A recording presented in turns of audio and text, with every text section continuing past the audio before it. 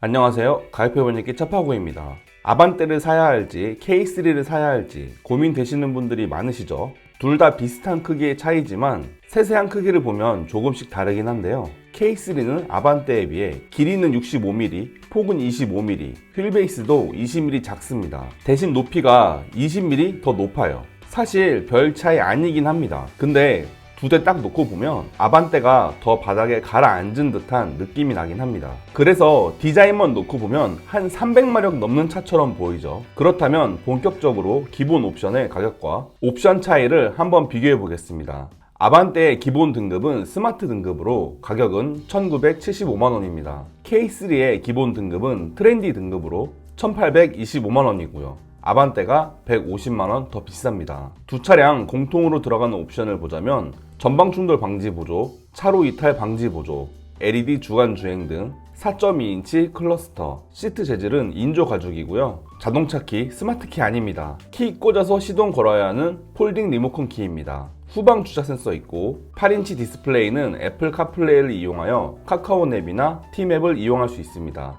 여기에는 후방 카메라도 달려있어 따로 사제 작업할 필요도 없습니다. 그리고 수동으로 온도와 풍량을 조절하는 매뉴얼 에어컨까지 두 차량이 같은 옵션이죠. 하지만 150만원 차이가 나는 만큼 다른 옵션도 있는데요. 아반떼의 경우 전방 충돌 방지 보조 기능이 교차로 대항차와 자전거 탑승자까지 인식하는 반면 K3는 단순히 전방 차량만 감지합니다. 에어백도 아반떼는 뒷좌석까지 사이드 에어백이 있지만 K3는 앞좌석까지만 사이드 에어백이 있죠. 헤드램프도 아반떼의 경우 LED 헤드램프이지만 K3는 노란 전구인 프로젝션 램프입니다. 휠의 경우 아반떼는 15인치의 알로이 휠인 반면 K3는 요상하게 생긴 스틸 휠입니다. 이거 너무 못생겨서 아마 거의 보신 분들이 없을 거예요. 깡통을 좋아하는 소카에서도 K3 휠만은 옵션을 넣어서 뽑을 정도니까요. 사이드미러의 깜빡이도 아반떼는 LED지만 K3는 휀더에 달려있는 전구 깜빡이고요. 전방 센서의 경우 아반떼는 기본적으로 장착되어 나오지만 K3는 최고 등급인 시그니처까지 올라가야지만 달 수 있습니다. 하지만 K3도 질 수 없죠. 실내 등의 경우 아반떼는 노란 전구등이라 무조건 나중에 LED 전구로 바꿔야 하지만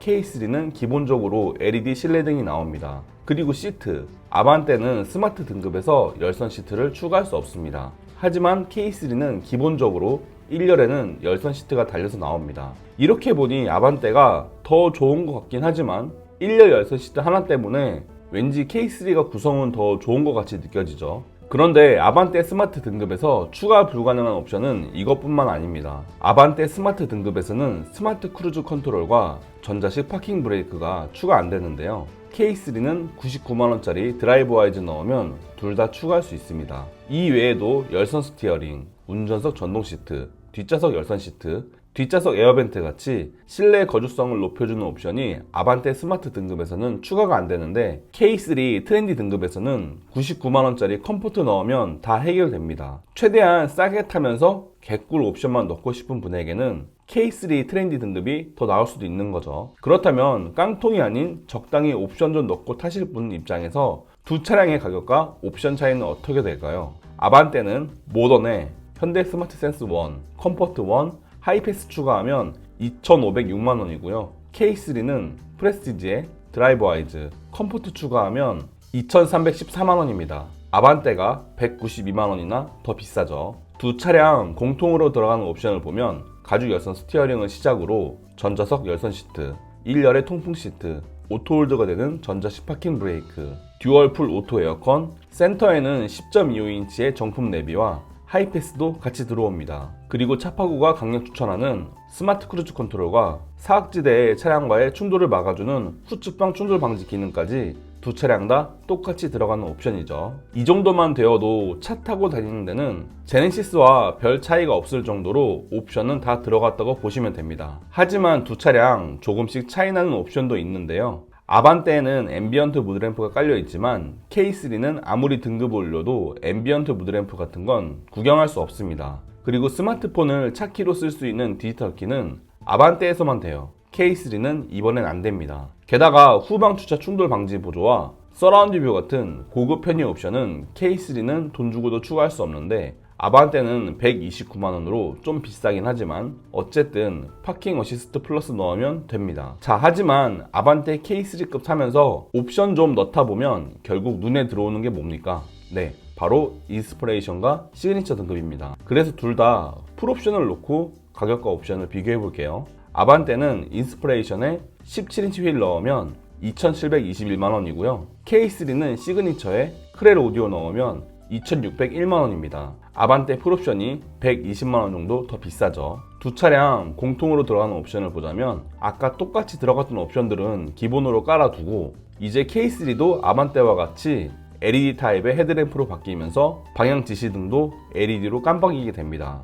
전방 주차 센서와 10.25인치 LCD 계기판, 천연 가죽 시트, 실내 등 LED로 바뀌고 운전석에는 메모리 시트까지 추가됩니다. 하지만 아반떼가 120만원 더 비싼 만큼 뭔가 더 좋은 옵션이 있긴 하겠죠. 자세히 살펴보면 아반떼 동승석에는 전동 시트가 있지만 K3는 아무리 옵션을 넣어도 동승석 전동 시트는 없습니다. 근데 뭐 여기까지는 괜찮아요. 그럴 수 있죠. 근데 아반떼 프로벤 있는 서라운드 뷰 모니터가 K3에는 없습니다. 오직 운전자의 오감만으로 주차해야 하고요. 후측방 모니터도 아반떼는 있지만 K3는 없습니다. 그리고 소음 차단에 좋은 이중접합 차음 유리가 아반떼에는 전면 유리에 적용되지만 K3는 안 되고요. 디지털 키, 이것도 아반떼에는 되지만 K3는 안 됩니다. K3는 다음 신형 나올 때까지 기다려야겠죠. 마지막으로 진동으로 차선 이탈을 알려주는 진동 경고 스티어링도 아반떼에만 있습니다. K3는 없어요. 이렇게 보니 적당히 옵션 넣고 타려면 K3도 괜찮긴 하지만 2,600만원 이상으로 옵션 다 넣고 타실 분이라면 그냥 아반떼로 와야겠죠. 가격표 한 줄 평 하겠습니다. 둘 다 옵션 차이는 프로비 아닌 이상 별로 안 납니다. 단 100만원 정도 더 여유가 있으시다면 아반떼 사는 게 낫겠죠. 이로써 두 차량의 비교는 끝났고요. 어떤 차를 구매하실지 마음의 준비는 되셨나요?